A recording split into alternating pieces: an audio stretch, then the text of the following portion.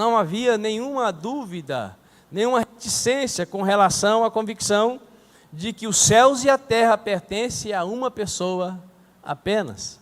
Isso, de certa forma, criou até uma arrogância na nação que Deus escolhera, que Deus separara para ser aquela que deveria ser modelo para todas as outras nações.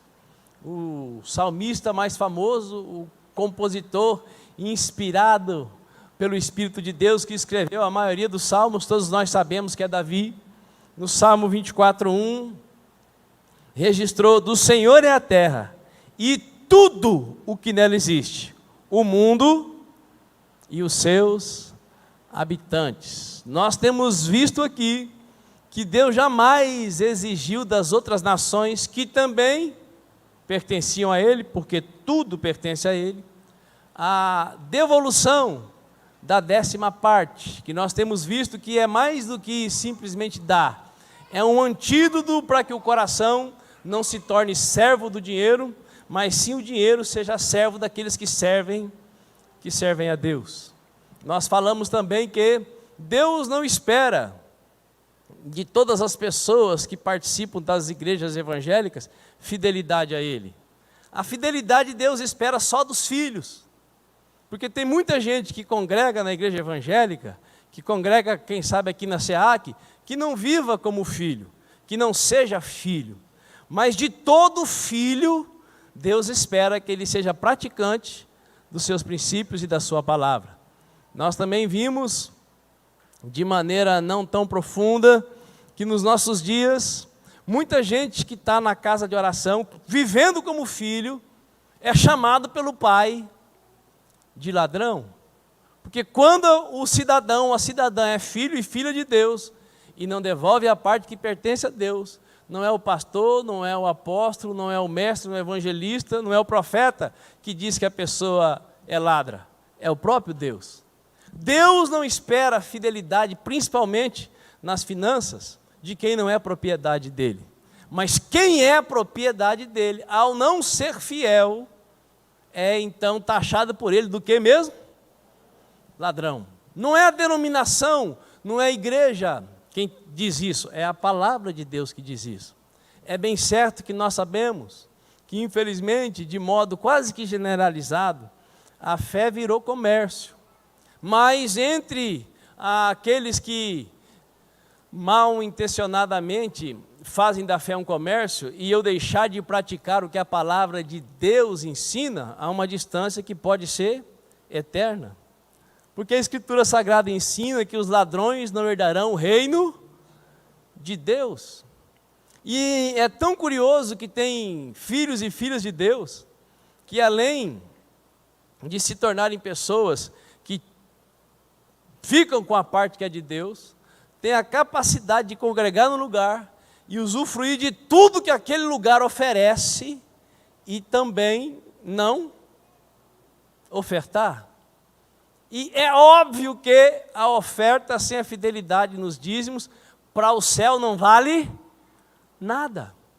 Mas, no mínimo, ela vai contribuir com os gastos que aquela casa de oração tem para oferecer para ela aquele momento de alívio, aquele momento de leve paz. Quem está me entendendo? Quando você participa de um clube, você precisa pagar uma mensalidade.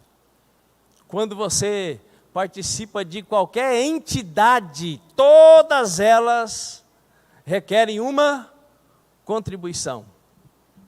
Eu costumo dizer que o pior tipo de ser humano que existe é aquele que rende a sua vida para Jesus, mas não pratica os princípios da palavra de Deus.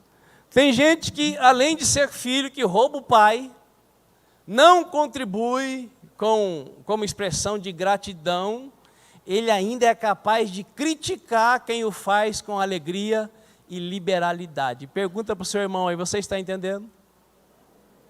E é absolutamente certo que todos esses frequentadores das igrejas evangélicas espalhadas pelo Brasil e pelo mundo vivem uma vida miserável.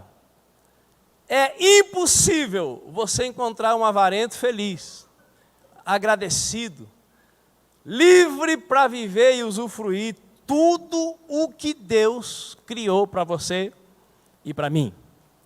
As instruções sobre contribuição não é para abarrotar os gasofiláceos, é para aliviar o coração.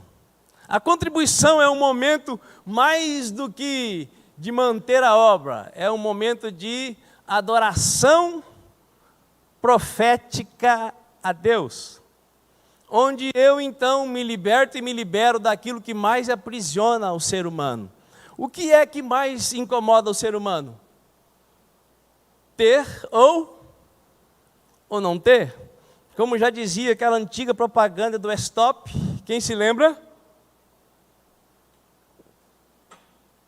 O mundo trata melhor quem anda de qualquer jeito, é isso?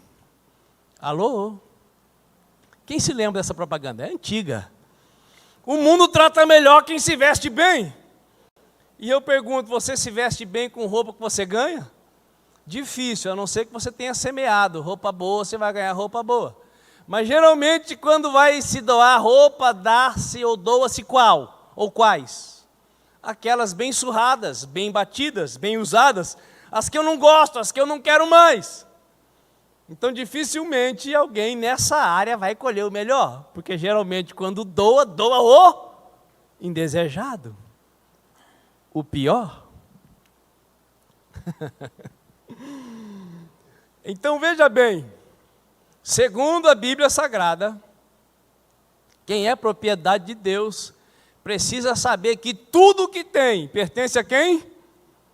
A Deus. Se eu sou propriedade dele, 10% de tudo aquilo que ele me capacita a ganhar com o meu trabalho, com o meu suor, com o meu esforço, pertence a quem? A ele, porque na verdade o 100% pertence a ele, mas ele permite que eu administre 90%. Aqueles então que, sendo propriedade de Deus, não praticam devolver para ele apenas a 10ª parte que ele pede, nós já sabemos do que ele chama. E tem aqueles que não têm dó de gastar em lugar nenhum. E mesmo sendo filhos que não devolvem a parte do pai, também não têm alegria em contribuir. No caso é contribuir. Porque quem rouba a Deus no dízimo, a sua oferta não é uma semente, é apenas uma contribuição. Porque aquele que rouba está desligado do pai. E Deus não recebe nada de quem não está ligado a Ele. Quem está me entendendo? Então o que eu estou ministrando vai além de você contribuir ou não contribuir. É para te conscientizar qual é o status que você tem diante de Deus. Porque quando você pratica os deveres, você também pode usufruir dos direitos. E esse texto que nós lemos, esse texto sagrado que nós lemos, ele é revelador e esclarecedor, estando no Novo Testamento. Para continuar aqui, eu quero dizer para você que devolver o dízimo a Deus na casa de oração é uma atitude de obediência. Ofertar é uma atitude sacrificial. Deus se agrada muito mais da obediência do que do sacrifício. Mas não significa que Ele não receba e não se agrade do sacrifício. Porque está escrito, rogo-vos, pois irmãos, pelas misericórdias de Deus, que apresenteis os vossos corpos como oferta de sacrifício vivo. Então, na questão de devolver o que é de Deus, é simples e claro, é a 10ª parte, ponto. Agora, Deus permite que você administre os 90% que pertence a Ele.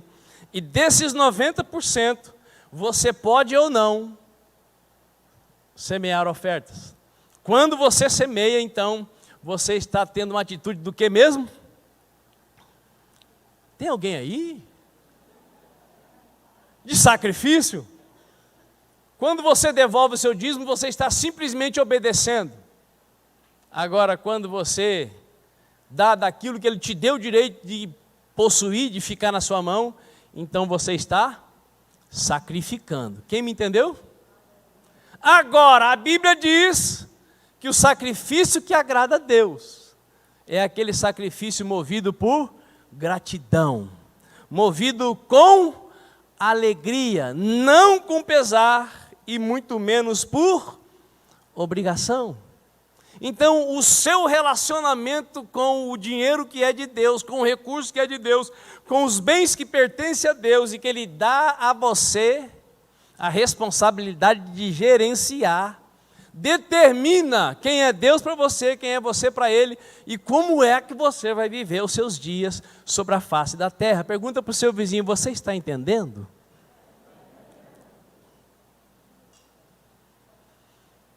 Tem uma música em espanhol que diz: Jesús é muito mais que uma simples llana teoría, que haces, hermano, leyendo la Biblia todo el día. Lo que ya está escrito se resume en amor, vamos, vem, pratica-lo. Jesús, hermanos meus, é verbo e não substantivo. O que essa canção diz? Jesus não é blá, blá, blá. Jesus é atitude prática. Se você, como filho de Deus, ainda tem dúvida e não consegue adorar a Deus com as coisas, é bem provável que Ele ainda não seja o autor e consumador da sua fé e da sua vida.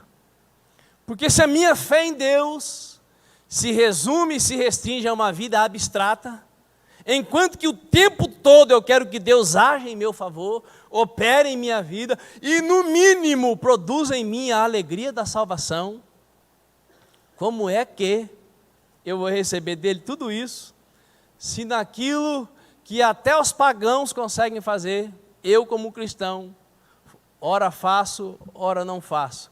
E quando faço, faço com aquela dor lascada.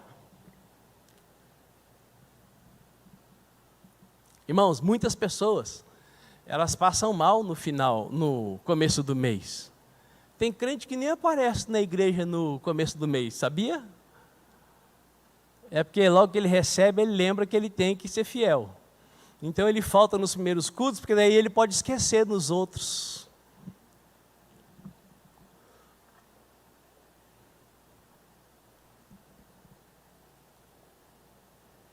Israel fora escolhido e separado dentre todas as nações da terra para se preparar e ser modelo para as demais nações. A igreja foi comprada, escolhida e chamada para viver no meio dos lobos como ovelhas do bom pastor, no poder do Espírito Santo de Deus. Israel vivia como uma nação separatista, separada, exclusiva. Agora você e eu fomos chamados e enviados para, no meio dos lobos, resplandecer como luzeiros diante de uma geração pervertida e corrupta. Quem está me entendendo? Israel foi separado, guardado, para viver longe das nações. E, aliás, eles não deveriam deixar ninguém com eles, até que eles chegassem ao estado que Deus queria que eles chegassem. Com você e comigo é diferente, com a igreja é diferente. Nós somos chamados, somos enchidos pelo Espírito Santo, e no poder do Espírito Santo, no meio dos perdidos, nós podemos ser sal e ser luz. Isso não vale um glória a Deus? Então é uma desculpa esfarrapada que você, quando já tem uma caminhada com Deus, quando você já é um cristão maduro, você ser influenciado e não ser um influenciador. Quando você já tem uma caminhada, quando você já tem um conhecimento, quando você já é habitado pelo Espírito de Deus, é você quem vai dar gosto para a vida das pessoas. É você quem vai trazer à luz aquilo que elas fazem nas trevas. É a sua vida que vai determinar mudança de vida. Porque maior é aquele que está em nós do que aquele que está no mundo.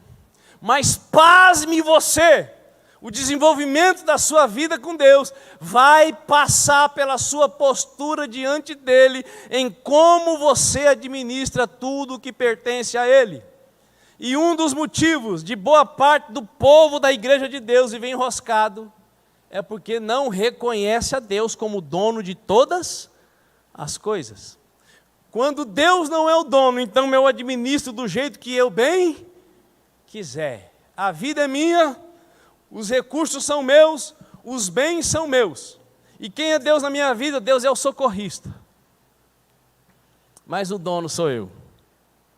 E isso deveria explicar para você muitas das circunstâncias que você vive, muitas das perguntas que você faz e ficam sem resposta. Porque Deus só pode cuidar das pessoas que o reconhecem, de fato e de verdade, como Senhor, como proprietário, como dono de todas as coisas. Israel fora escolhido e separado. Você e eu fomos comprados, escolhidos e chamados e enviados para viver no meio dos perdidos e fazer diferença na vida deles. Posso ouvir um glória a Deus? Então pare de dar desculpa que você é fraco, que a carne é fraca. Reconheça que há mais safadeza do que fraqueza, quando você e eu fraquejamos, perecemos, desagradamos a Deus e não cumprimos aquilo que Ele deixou registrado para nós. Porque dentro de você e dentro de mim, já habita aquele que é poderoso para fazer infinitamente mais do que tudo quanto possamos pedir ou pensar. É preciso tomar uma decisão, é preciso ter uma consciência, senão sempre de novo nós estamos fazendo as mesmas coisas. E Deus tem que sempre de novo operar os mesmos socorros, os mesmos livramentos e ter os mesmos trabalhos conosco. Nós precisamos crescer. E talvez você pense, mas apóstolo, eu já sou fiel. Eu sou fiel. E eu gosto sempre de lembrar que graças ao bom Deus, aqui nós não temos o controle de quem é fiel e de quem não é fiel, de quem devolve e de quem rouba. Não. Então, a liberdade para ministrar é absoluta, porque qual é o propósito? É levar você a usufruir dos direitos que todos aqueles que cumprem os seus deveres nessa área podem chegar diante de Deus e fazer prova dele. Pergunta para o seu vizinho, você está entendendo? E o texto sagrado que nós lemos de 2 Coríntios 9, que começa lá no versículo 1 e nós começamos no 6, é o texto clássico do Novo Testamento usado para ministrar sobre ofertas no ambiente da eclésia, no ambiente da igreja. O apóstolo Paulo, inspirado pelo Espírito Santo de Deus, vem tratando com essa igreja, que aliás era a igreja mais cheia de dons da era primitiva, desde o capítulo 8, acerca do privilégio de contribuir para a obra de Deus. Lá no capítulo 8, o apóstolo Paulo elogia o povo pela sua generosidade em contribuir e ressalta a maneira dele, do apóstolo Paulo, lidar com transparência com os recursos levantados. Então, no capítulo 8, ele elogia o povo, ele estimula o povo, ele fala como é que nós devemos proceder com recursos que vêm às nossas mãos. E depois então de elogiar e lembrar o compromisso feito pelos irmãos gentios para suprir as necessidades das igrejas compostas predominantemente por judeus em Jerusalém, porque a igreja lá de Jerusalém achava que Jesus ia voltar imediatamente. O povo começou a vender tudo e distribuir. Quem lembra disso? Eu acho interessante, irmãos, que algumas pessoas, pregadores, gostam muito de falar da igreja primitiva. Gostam de falar da igreja primitiva, principalmente para ensinar os outros a dar tudo que tem, enquanto eles mesmos não dão quase nada. Quem está me entendendo? Ah, como era lindo a igreja primitiva, onde todo mundo tinha tudo em comum. Aí você vai na casa do infeliz, ele tem sapato que está lá 20 anos no guarda-roupa dele. Nem o sapato velho o miserável dá. Agora, quando ele está num grupo familiar, quando ele está ministrando uma palavra, ele gosta de falar da igreja primitiva. Que haces hermano leyendo a Bíblia todo dia. Não adianta ler a Bíblia todo dia, é preciso praticar a Bíblia todo dia. E Deus quer nos levar além, como igreja. E Deus só pode levar uma igreja além quando essa igreja anda nos princípios ensinados pela palavra. E é de fato e é verdade que uma das coisas que se usa na terra para a obra de Deus avançar, o que que é? A mesma coisa que você usa para construir sua casa, para comprar uma roupa, para colocar gasolina. O que que é que se usa? Dinheiro. Agora, como é que Deus vai confiar mais dinheiro nas mãos de um povo que quando vai devolver o seu dízimo vai tudo bem, mas quando vai ofertar dá só a semente mirrada? Qual vai ser a colheita? Mirrada. O que que significa isso? Você não vai além daquilo que você recebe todo mês com o suor do seu rosto. E eu pergunto para você, no nosso país, tem como ficar rico só com salário? Tem? A não ser que seja político. Porque nem os que ganham os melhores salários, juízes, desembargadores, têm condições de ficar rico, de manter a vida do dia a dia e ficar rico. Quem fica rico no Brasil com salário é porque está com marmelada. Quem concorda comigo, levante a mão. É isso aí. Agora, profissionais autônomos que acertam nessa ou naquela área podem melhorar de vida, mas ficar rico é outra coisa. Agora, tem como o meu salário ser multiplicado. Tem como Deus acrescentar na minha vida. Tem como haver, em meu favor, transferência de riqueza. Agora, para que Deus faz isso? Quando é que Deus faz isso? E por quem que Deus faz isso? Então, o apóstolo Paulo, depois de elogiar e lembrar o compromisso que os irmãos fizeram com ele, passa a ministrar uma palavra de encorajamento para os crentes da igreja de Corinto. E aí entra o texto sagrado que nós lemos. No versículo 6, o apóstolo Paulo, então, tratando com pessoas que já são liberais, que já fazem parte da igreja, ele diz: lembre-se, aquele que pouco semeia, igualmente colherá pouco. Aquele que semeia com generosidade, da mesma forma colherá com fartura. Eu pergunto, irmãos, precisa ser muito bom de português para interpretar esse texto? Alô? Não precisa? É simples, é claríssimo, claríssimo. Agora, o servo de Deus aqui está ensinando a negociar com Deus? De maneira nenhuma, não tem como negociar com Deus. Você vai comprar o que de Deus se tudo é dele? Não tem como comprar a bênção de Deus com dinheiro. Não tem como comprar o favor de Deus com dízimo. Tudo já é dele, já pertence a ele. Deus não pode ser comprado. Pastor pode ser comprado, apóstolo pode ser comprado, mestre, profeta, evangelista, mas Deus não pode ser comprado. O que o apóstolo Paulo está ensinando? Ele está ensinando como é o seu coração, em generosidade, assim será a sua vida. A riqueza, segundo Deus, ou a bênção de Deus, acrescenta riqueza e não traz dores. O que o apóstolo Paulo está dizendo aqui? Você já sabe que é a necessidade. Deus tem te abençoado. Então, segunda proporção do que Deus tem te abençoado, seja você também generoso, mas se lembre de uma coisa. Se lembre de uma coisa. Deus não é banqueiro. Que você deposita 10 mil, ele paga 1% para você de juros.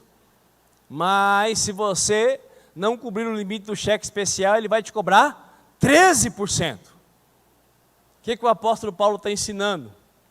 Tenha convicção de que com Deus é como um plantio. Conforme o que você semear, você vai colher. Porém, na presença de Deus, não basta lançar sementes em abundância. A disposição do coração vai definir se a semente semeada vai vingar ou não. Porque às vezes a semente que eu lanço, ela está mais viva do que tudo e nunca vai morrer. Como assim? Quando eu lanço a semente, como eu disse, com a dó lascada, aquela semente não fica onde eu depositei, ela volta no meu coração avarento. E Jesus ensinou que se o grão de trigo não morrer, ele fica sozinho. E daí, a verdade, Deus ama quem dá com alegria. que significa dar com alegria? Além de outras coisas que eu estou dando porque eu já recebi. Eu estou dando porque ao dar eu estou me assemelhando ao meu Pai Celestial, que é rico em dar. Agora, quando eu dou com dó, aquela semente não vai produzir nada. Porque semente que não morre, não produz. Fica só aquela sementinha mesmo. E é por isso que muitas vezes nós falamos aqui, se você vai devolver com dó, melhor guardar para você. Mas se você tem guardado com dó ano após ano e não está aprendendo a ser liberal, comece a doar ainda que doa. Para que chegue o dia que você vai aprender. Porque senão daqui a pouco já está careca de tão velho que é, mas ainda não aprendeu a assemelhar-se ao Pai Celestial. Então o apóstolo Paulo aqui não estava ensinando tomar lá da cá. O apóstolo Paulo aqui estava dizendo como é que vivem aqueles que foram comprados pelo sangue de Jesus. O apóstolo Paulo aqui estava enfatizando o que Jesus ensina em Mateus capítulo 7, versículo 12. Tudo quanto quereis que as pessoas os façam, assim fazei o vós também a elas, pois esta é a lei e os profetas. Se o que você quer que as pessoas façam para você, você deve fazer para elas, e aquilo que você quer que Deus faça para você, você vai fazer para quem? Quem está me entendendo? Deus, eu quero ganhar mais abraço, mas você nunca deu abraço em ninguém. Deus, eu quero que liguem para mim no dia do meu aniversário, mas você nunca ligou para ninguém no dia do seu aniversário. Deus, eu quero que meu cônjuge cante para mim, eu te amo, como a abelha ama a flor. E quando é que foi que você cantou uma música para o lazarento? Nunca. E esse é o problema do ser humano.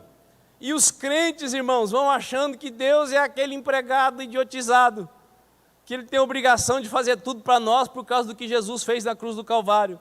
Não, o que Jesus fez na cruz do Calvário me salva, me justifica. E a Bíblia dá N ensinamentos de como é que eu tenho que agir para que então Deus me recompense. Aquele que se aproxima de Deus precisa crer que Ele é recompensador daqueles que o buscam. E também nessa área, se você não quiser se matar para ter alguma coisa, você precisa aprender a como tratar o que você tem e a investir no lugar mais rentável. Irmãos, os crentes, quando não têm um bom emprego, quando não têm um bom carro, eles são liberais e se alegram em contribuir. Aí Deus abençoa, eles vão prosperando, eles se tornam miseráveis. E muitas vezes não devolvem mais, nem o dízimo. Quem está me entendendo? Quanto mais prospera, mais deveria dar, segundo o texto sagrado. Mas vai prosperando materialmente e o coração vai ficando seco, árido, sem vida com Deus. No louvor não sente a glória, na igreja não tem mais prazer. Por quê?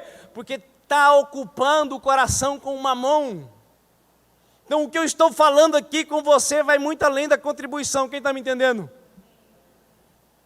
Quantas pessoas estão sentadas aqui hoje de manhã, que já foram alegres na presença de Deus, fiéis, tinham prazer em devolver aquele preço mínimo, mas que para ela tinha um grande valor.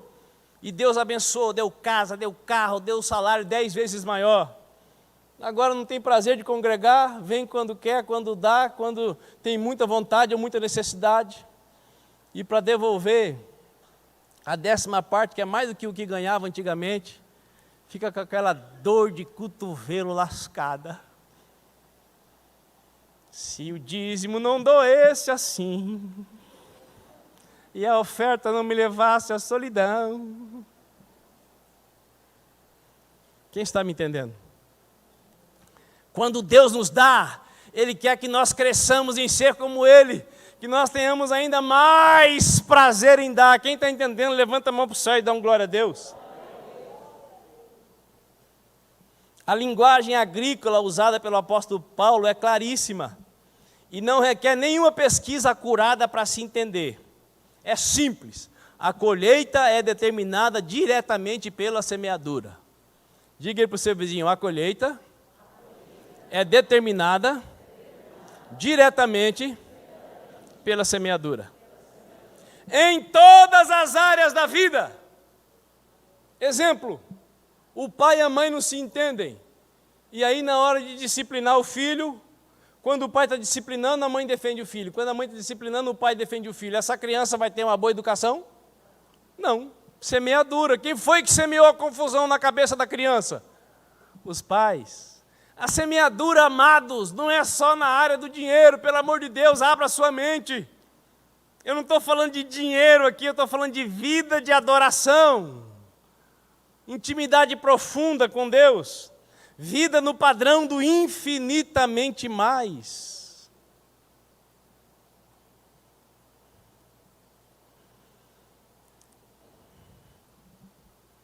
Como eu disse antes, vou repetir. No reino de Deus não basta apenas lançar muitas sementes. As sementes plantadas requerem a atitude correta do coração para frutificar. Porque Deus ama aquele que semeia com generosidade. Deus ama quem semeia com generosidade. Pergunta para o seu irmão, você sabe o que é generosidade?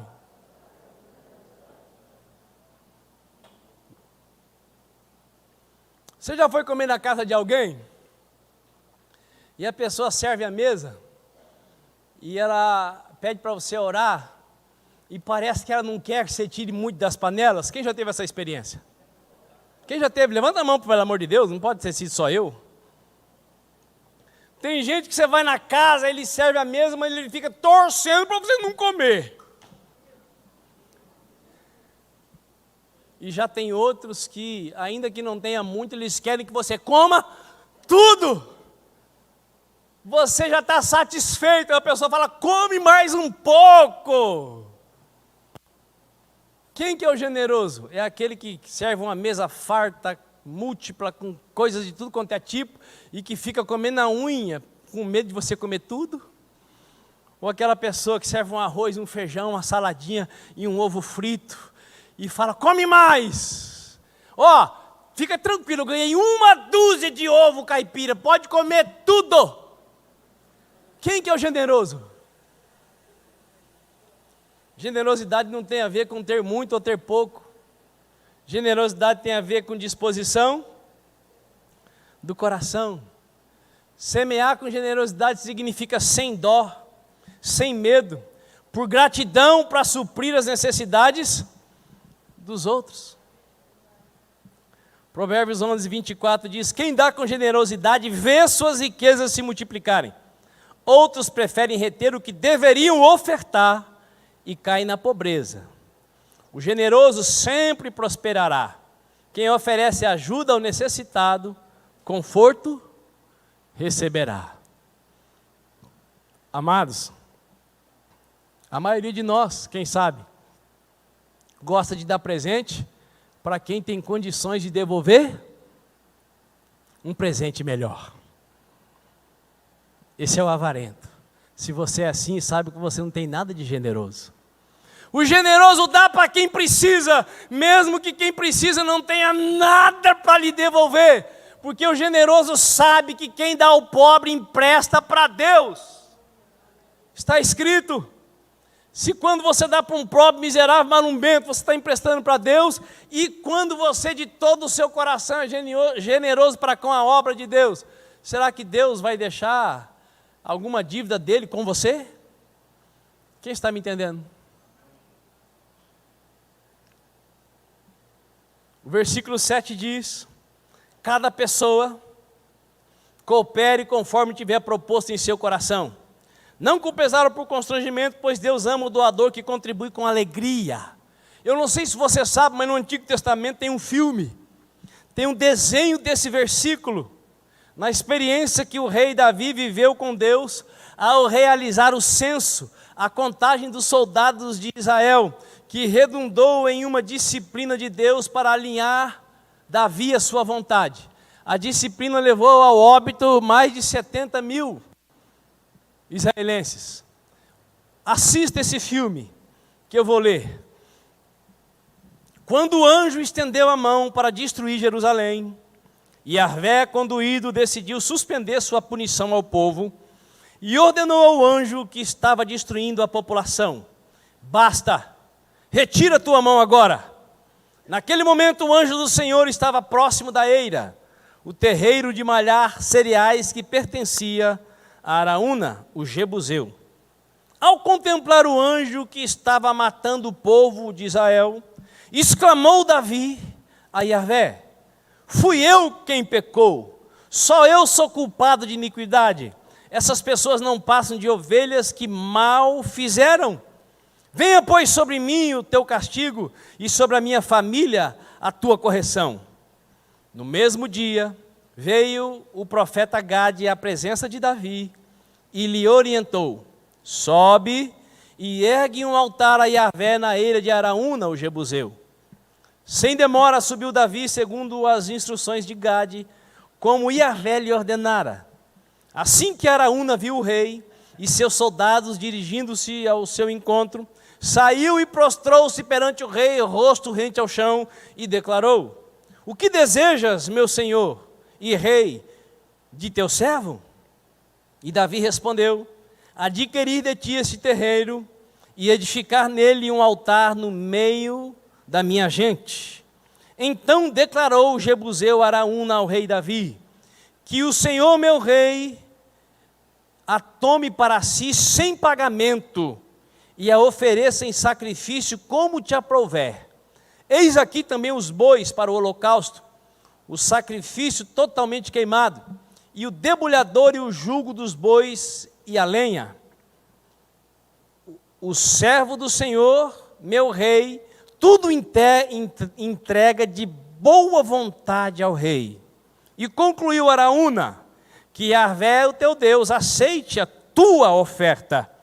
Contudo o rei replicou a Araúna: não, eu faço questão de comprar tua eira por preço justo, pois não quero oferecer a Yahvé, meu Deus, holocaustos que não me custem nada.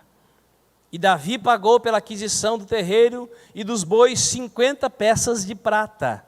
Davi construiu ali um altar e Yahvé lhe ofertou holocaustos e sacrifícios de paz e comunhão.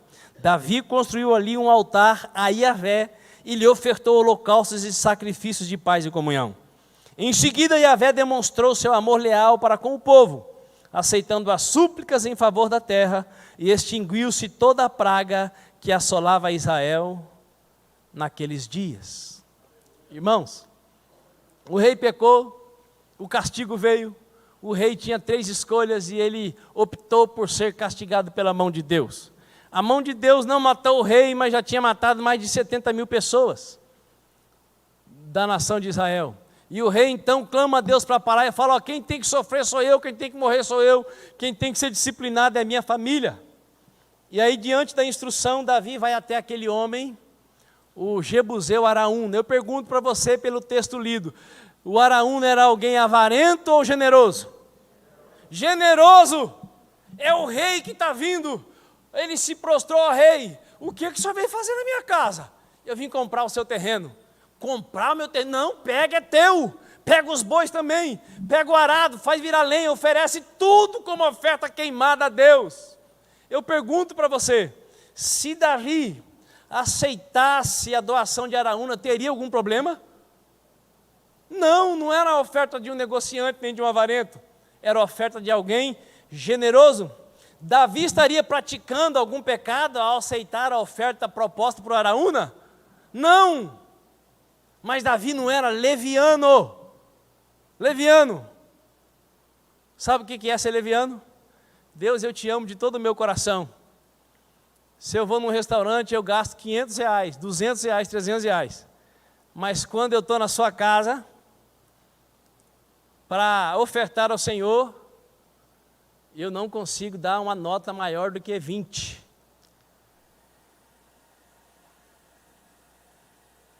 Quem está me entendendo? No restaurante, no shopping, nisso, naquilo, é o meu melhor. Mas aquilo que é diretamente para o Senhor é o meu resto. Aí entra a história da viúva. que com 2 moedinhas pagou um preço mais alto do que aqueles que estavam dando tesouros.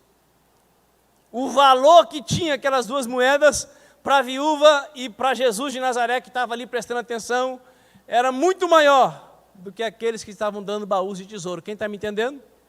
Cada um contribua conforme estiver proposto no seu coração, mas não com miséria, é com generosidade. Esmola você dá na rua, porque a semente que você lança vai determinar como é que vai ser a semeadura da sua vida, a colheita da sua vida. E o texto sagrado que nós lemos fala que a colheita, irmãos, não é apenas em finanças. E é o que eu estou tentando falar desde o começo. A sua vida toda, não apenas material, é determinada pela maneira como você se relaciona com os recursos que Deus confia às suas mãos. Quem está me entendendo?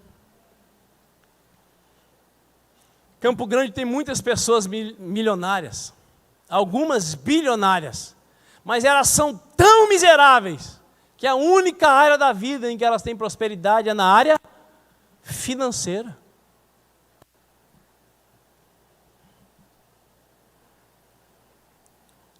Por que Davi não aceitou a oferta do Araúna? Porque Deus não pediu para o Araúna levantar um campo no terreno dele. Deus pediu para quem? Para Davi. E Davi, então, por sua gratidão no coração, por sua gratidão a Deus, ele não quis dar para Deus aquilo que não lhe custava nada. Sabe aquela coisa, quando o irmão fala, eu não vou no culto hoje, leva lá a minha oferta. Aí você fala, opa, então hoje eu já estou livre de dar a minha, porque eu vou para frente, vou colocar o envelope do irmão. Hoje eu vou devolver o dízimo do meu cônjuge, então eu já estou indo na frente no altar, porque eu vou no altar para... Quem está me entendendo? Davi falou, de jeito nenhum. Como é que eu vou oferecer para o meu Deus, que é o dono de tudo, algo que não me custe nada, que eu não tenha administrado, que eu não tenha suado para ganhar, que eu não tenha adquirido com a bênção dele? Vou no restaurante sábado, eu ia gastar 400, eu vou gastar 200 só, porque 200 vai ser para o restaurante e 200 vai ser como oferta para Deus. Ai...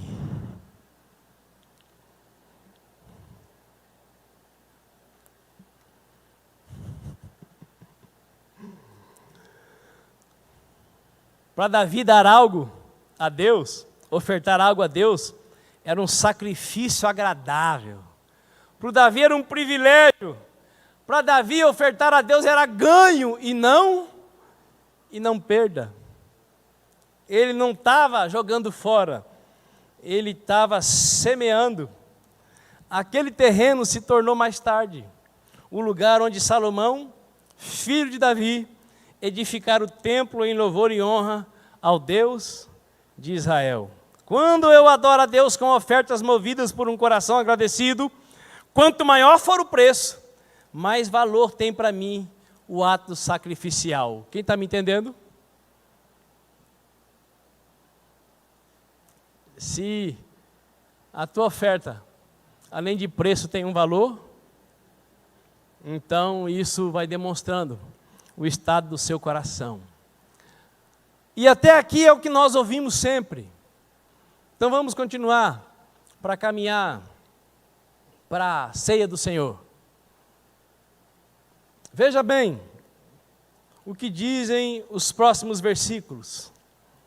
Certos de que Deus é poderoso para fazer que toda graça vos seja acrescentada, a fim de que em todas as áreas da vida e em todo o tempo, tendo todas as vossas necessidades satisfeitas, transbordeis em toda boa obra.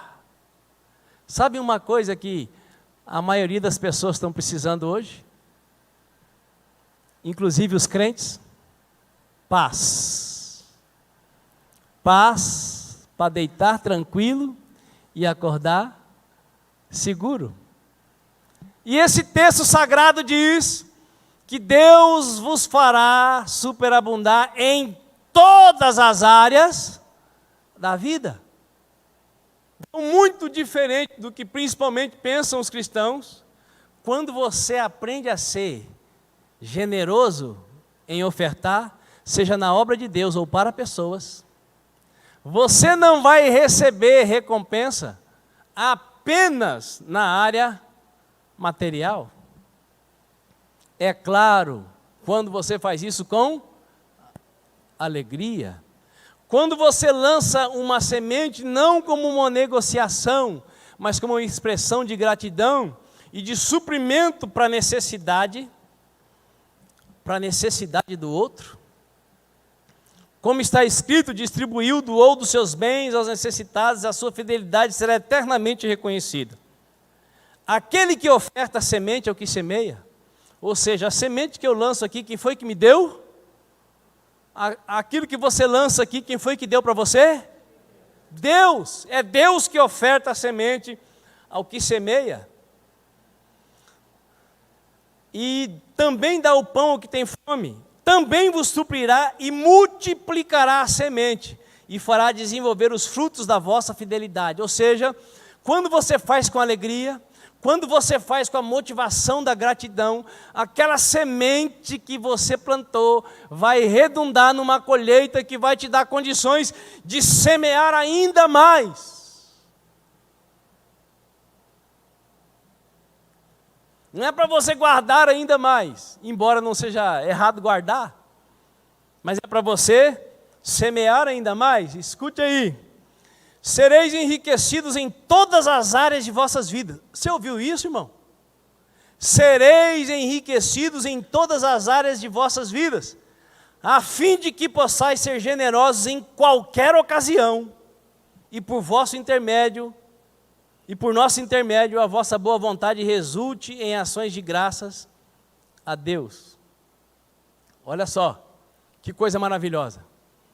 Quando você faz com alegria, quando você semeia por gratidão, quando você semeia generosamente, como é que vai ser a sua colheita? Mirrada ou generosa? Generosa. Aí Deus então vai te dar uma grande colheita. Essa grande colheita é para você guardar tudo, armazenar tudo e falar, agora estou bem na fota. É para isso?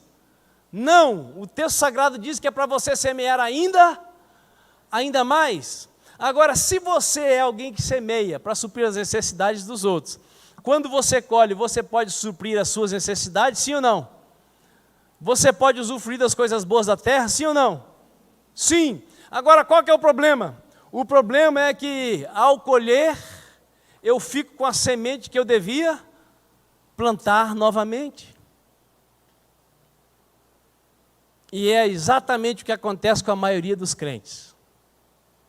Quanto mais Deus abençoa, menos ele semeia, porque melhor ele administra. Agora ele tem que garantir o pé de meia. E veja bem, eu estou dizendo que não possa poupar? Não. Eu estou dizendo que não possa guardar? Não. Eu estou dizendo que não possa investir?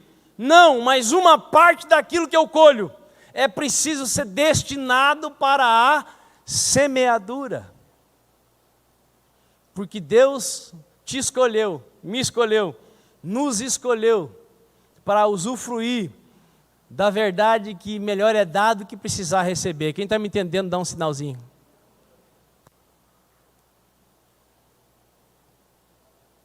O apóstolo Paulo deixa evidenciado que ao suprir a necessidade do povo, a igreja de Corinto estava agradando e adorando a Deus. E o Deus que é dono da igreja, que é poderoso e capaz de suprir as necessidades e ainda levar aquele povo muito mais além. O povo lá de Jerusalém deu tudo o que tinha, porque eu não vou precisar mesmo. Jesus vai voltar, vamos torrar. O que aconteceu com eles? Começaram a passar fome. A motivação com a qual eu semeio é que vai garantir que tipo de colheita eu vou fazer. Eu vou semear por gratidão, não porque eu vou torrar tudo, Jesus está voltando.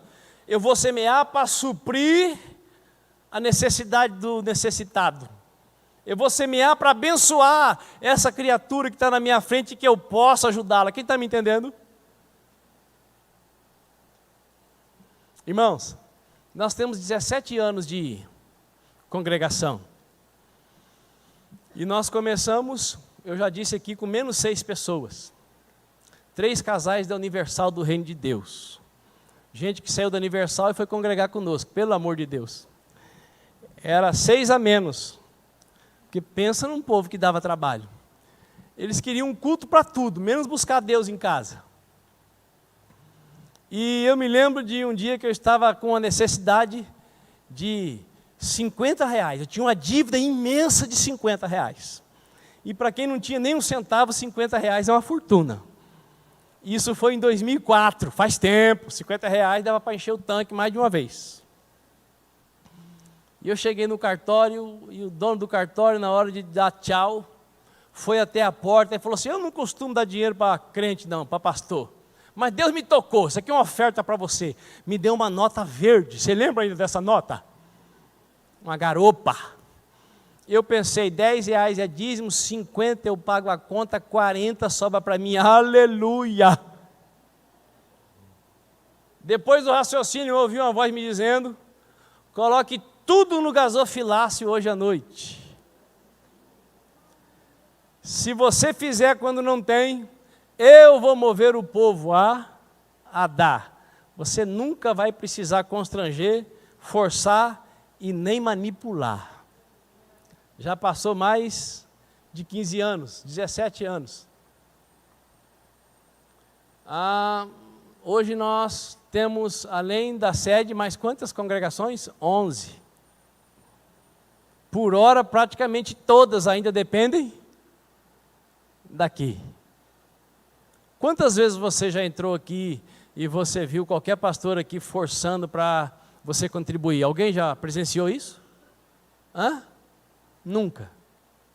O que eu estou ensinando aqui é para esfolar você? Pelo contrário, é para que nós possamos ir além em possuir. Porque é dando que se recebe. É preciso dar para receber.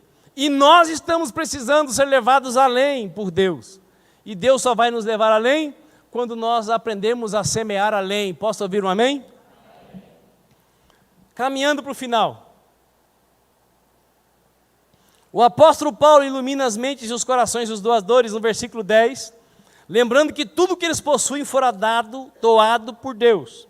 E o Deus doador tem prazer em dar mais semente ainda, a fim de que aqueles que dão com alegria tenham cada vez mais e sejam sempre fiéis em frutificar para a glória de Deus. Não é o que o texto ensina. É exatamente o que o texto ensina. É exatamente o que a palavra diz. Se você já é filho, se você devolve a parte de Deus, e além disso, você lança sementes generosas, a sua colheita será generosa. E o texto sagrado que nós lemos diz que Deus vai nos fazer prosperar, enriquecer em todas as áreas. Você sabe o que é todas as áreas? Acabei de falar, uma das principais: paz e sono, filhos benditos, casa bendita, tudo bendito. E quantas pessoas você conhece que tem dinheiro até para jogar fora e tudo é maldito na vida dela? Quantas pessoas você conhece? Tem gente que tem o suficiente para 10 gerações, mas a criatura perde o sono com medo de amanhã não ter mais. Sabe por quê? O dinheiro é o senhor da vida dela e não o servo.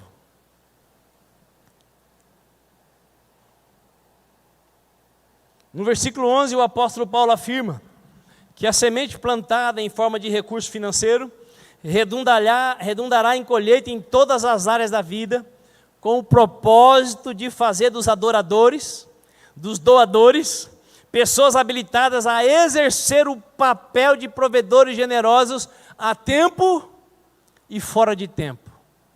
O texto sagrado diz que quando você se torna alguém generoso, que doa com alegria, Deus vai te dar condições de poder ajudar, não apenas a obra dele, mas as pessoas necessitadas em qualquer tempo. No começo do mês, no meio do mês, no final do mês. No primeiro trimestre, no segundo trimestre, no terceiro semestre, no quarto trimestre. Deus vai te dar graça de você ter a tempo e fora do tempo. Não sou eu que estou dizendo, é a palavra do Senhor. Então levante a mão para o céu e dê glória a Deus. Você quer isso para a sua vida? Então você precisa aprender a dar e também receber.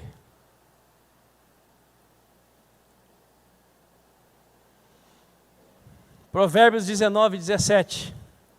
Quem trata bem os pobres, empresta ao Senhor, e Ele o recompensará regiamente. Ele o recompensará como dono de todas as coisas. Os recursos que o Criador dos céus e da terra confia às nossas mãos, não são apenas para gastarmos nos shoppings, nas concessionárias, nos supermercados e afins.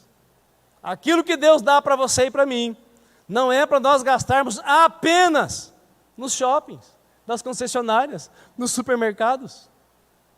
Aquilo que Deus confia às nossas mãos, também principalmente, para promovermos o bem e suprirmos as necessidades daqueles que estão precisando.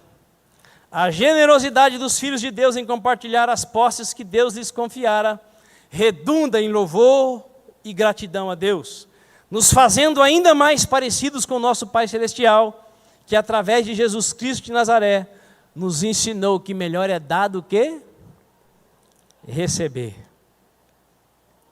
E eu quero ler aqui o último texto desta manhã, Filipenses, capítulo 4. E eu quero chamar o Ministério de Louvor aqui para cima, por favor. Filipenses, capítulo 4.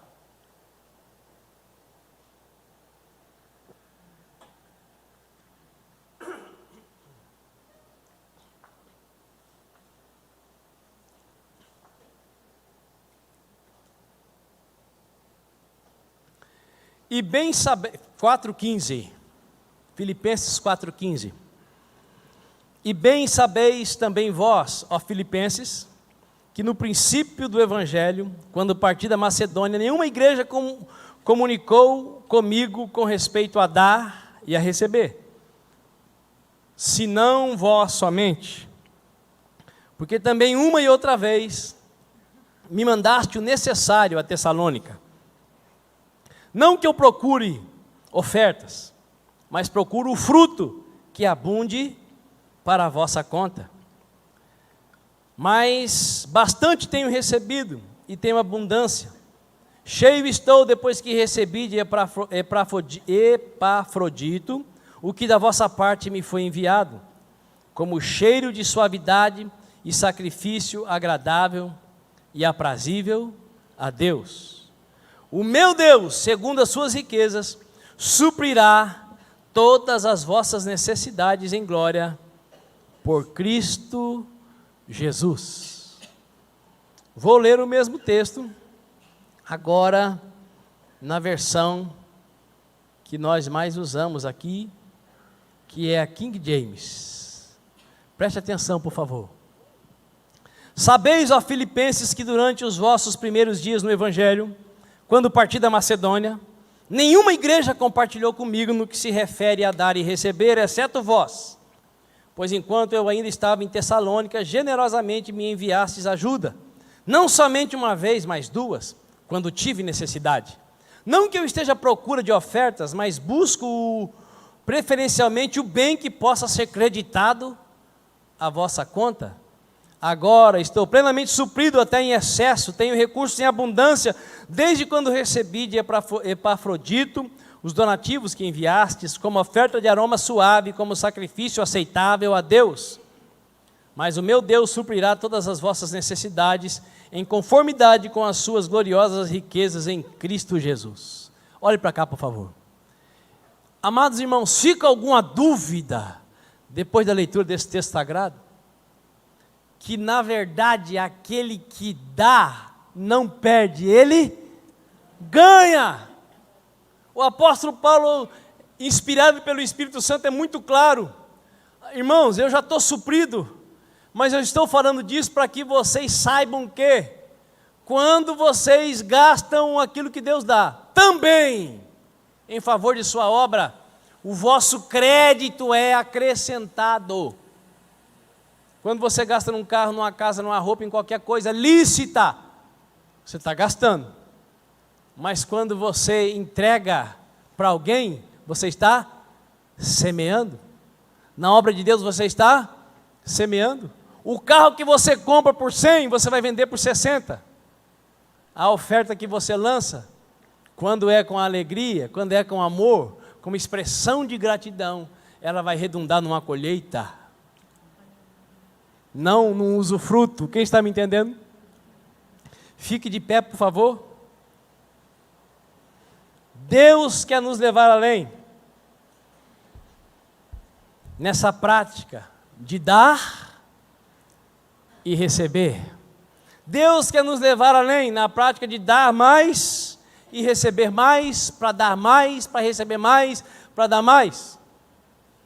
Não acumuleis para vós outros tesouros na terra, onde a traça e a ferrugem corroem, e os ladrões escavam e roubam.